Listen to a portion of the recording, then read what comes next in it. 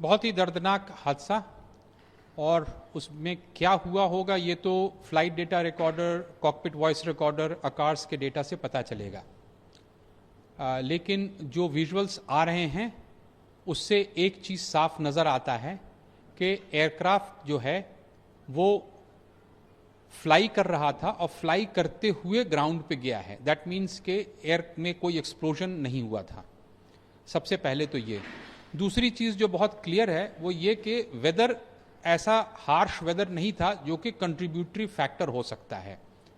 तीसरी चीज़ कि इस पूरे विजुअल्स से लगता है कि एयरक्राफ्ट को लॉस ऑफ पावर है। वो लॉस ऑफ पावर एक इंजन में है या दोनों इंजन में है, ये कहना बहुत डिफिकल्ट होगा, लेकिन जो भी पावर था that was not sufficient to keep the aircraft flying. उसको तो ये जो लॉस ऑफ पावर है, अगर हम इसको दो भाग में डिवाइड करें तो एक तो है टेक्निकल के इंजन के मैल फंक्शन। बहुत रेयर है कि दोनों इंजन का लॉस ऑफ पावर साइमल्टेनियसली हो।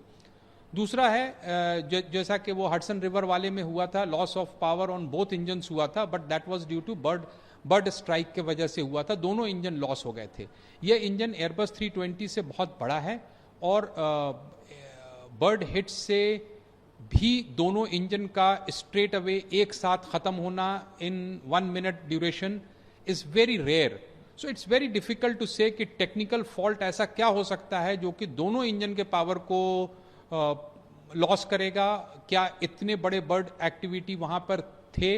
वैसे अहमदाबाद एयरपोर्ट में बर्ड्स बहुत हैं, लेकिन क्या वो इतने ज्यादा थे कि एयरबस बोइंग 787 जैसे जहाज के दोनों इंजन को एक साथ खत्म कर सकता है? Quite unlikely, but that is one of the possibility. अभी खबर यह है कि पायलट ने मेडे कॉल दिया था। इसका मतलब यह है कि जो भी फेलियर था वो पायलट के कॉकपिट में दिखा था। अगर वो दिखा था दैट मीन्स कि वो टेक्निकली उसमें वो फॉल्ट नजर आया और उसको ये लोग कॉम्बैट करते हुए एयरबॉर्न हुए।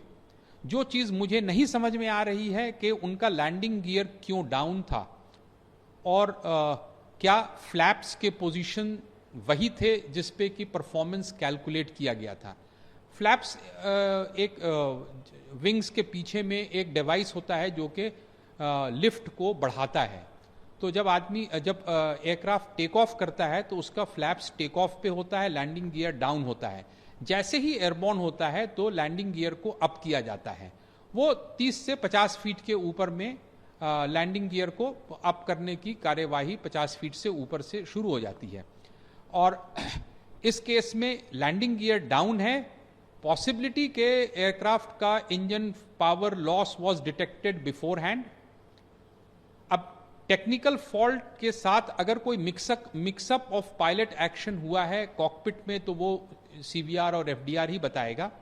लेकिन विजिबली जो नजर आ रहा है, पायलट इन कमांड जो कंट्रोल पे थे वो एयरक्राफ्ट के नोज को पिच कर रहा है ऊपर की तरफ to control the flight from descending और कंटिन्यू क्लाइंबिंग। ये दोनों ही चीज नहीं हो पा रहा था। इसकी वजह तो यह है कि सफिशिएंट पावर नहीं था या उस फ्लाइट कन्फिग्रेशन के लिए सफिशिएंट एयर स्पीड नहीं था। एयर स्पीड का मतलब कि अगर जहाज बहुत स्लो है और फ्लैप्स अगर अप है तो अगेन एयरक्राफ्ट फ्लाई नहीं कर पाएगा। और दूसरा यह है कि सभी चीज सही है और पावर नहीं है, अगेन एयरक्राफ्ट फ्लाई नहीं कर पाएगा।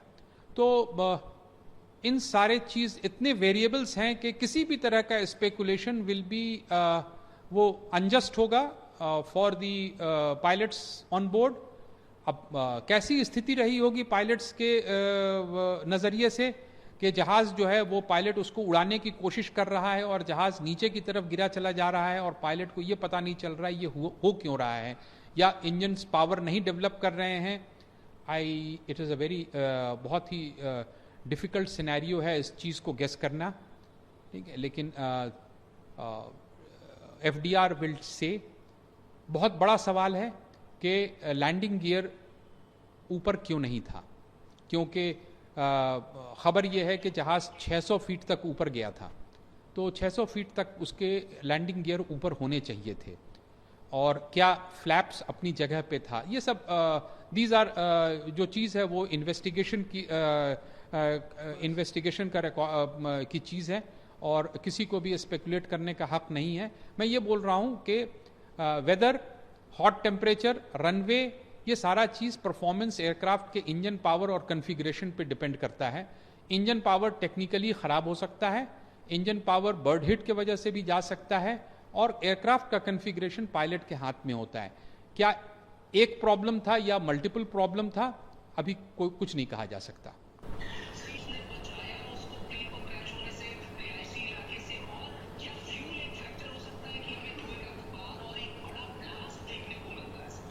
नहीं, फ्लाइट ड्यूरेशन के हिसाब से फ्यूल कैलकुलेट करके फ्यूल ऑन बोर्ड लिया जाता है, और फ्यूल इतने 8-9 घंटे की फ्लाइट के लिए 80-90 टन फ्यूल जो लिया जाएगा, उसके ये जहाज उसके लिए फुल्ली कैपेबल है, सिंगल इंजन एयरक्राफ्ट पे भी टेक ऑफ करने के लिए कैपेबल है। यहाँ पे मल्टीपल प्रॉब्लम्स हुए होंगे, सिर्फ एक इंजन के फेल होने से 787 या 737 या एयरबस 320 या कोई भी पैसेंजर एयरक्राफ्ट क्रैश नहीं करता है। सो इट इज ये फ्यूल ऑब्वियसली जाहिर है, इतना बड़ा इतना डिस्टेंस है तो फ्यूल ज्यादा लिया गया होगा, और फ्यूल ज्यादा नहीं रिक्वायर्ड होता है ज्यादा, तो उसी के हिसाब से लिया गया है।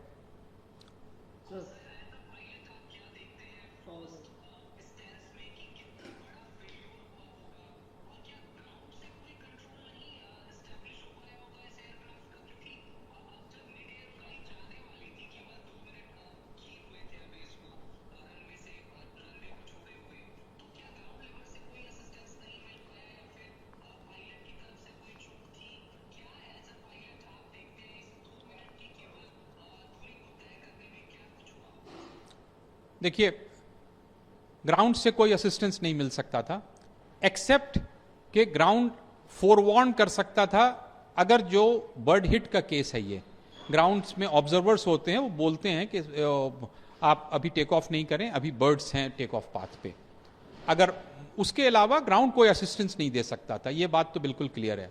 दूसरी चीज, पायलट से चूक हुई थी या नहीं हुई थी, it is very difficult to say, and it will be wrong to say at this time.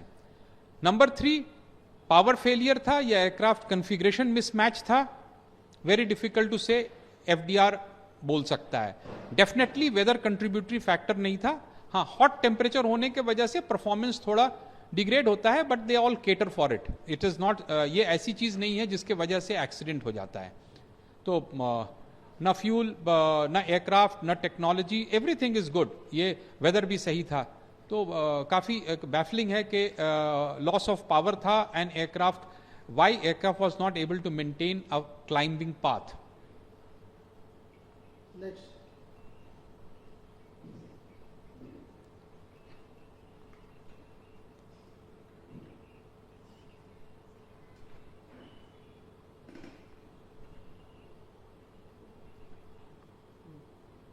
Rules.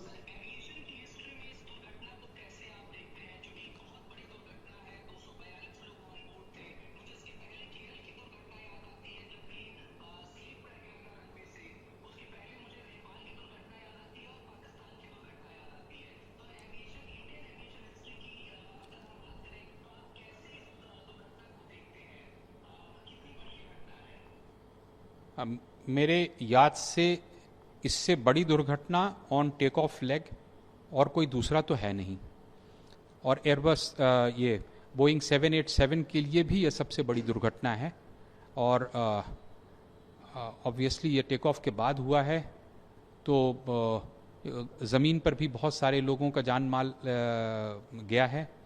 तो मेरे हिसाब से इससे दुखद और इससे बड़ी घटना लास्ट डिकेड में तो नज़र नहीं आती है।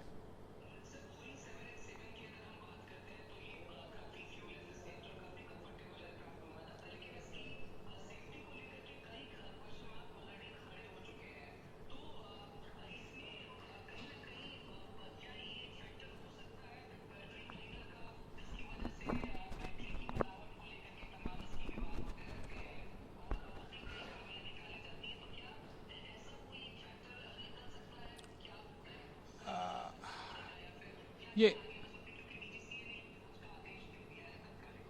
देखिए, इन्वेस्टिगेशन सारे एंगल्स को देखेगा, लेकिन जो विजुअल्स आप हमें दिखा रहे हैं उसमें किसी भी तरह का इस तरह का बैटरी एक्सप्लोजन वगैरह कोई चीज़ नज़र नहीं आता है, और उससे एयरक्राफ्ट के पावर लॉस से कोई सरोकार नहीं है। एक तो ये टेक्नोलॉजिकली एयरक्राफ्ट बहुत प्रोवन है, पायलट्स ट्रेंड हैं, लेकिन उसके बावजूद पार्ट ऑफ द गेम है कि इस पर्टिकुलर एविएशन में कुछ चीज़ें होती हैं जो कि ह्यूमैनिटी पहली बार देखता है, और फिर उसके बचाव में चीज़ें की जाती हैं। लेकिन यहाँ पे ये है कि पायलट ने मेडे कॉल दिया था पहले, और उसके बाद फ्लाइट जो है कंटिन्यू टू डिटोरिएट। क्या मेडे कॉल करने के बाद there have been few more mistakes, because it is likelihood when as a pilot seated in the cockpit आप देख रहे हैं कि एयरक्राफ्ट जो है वो फ्लाइबल नहीं है, तो क्या आप वही एक्शन करते हैं जो कि उस वक्त करना चाहिए या नहीं करना चाहिए? Subject of investigation, and it is very difficult to comment कि क्या सही है और क्या गलत उस वक्त हुआ था, अनलेस आपके पास DFDR, CVR, आकार्स के रिपोर्ट नहीं आएंगे।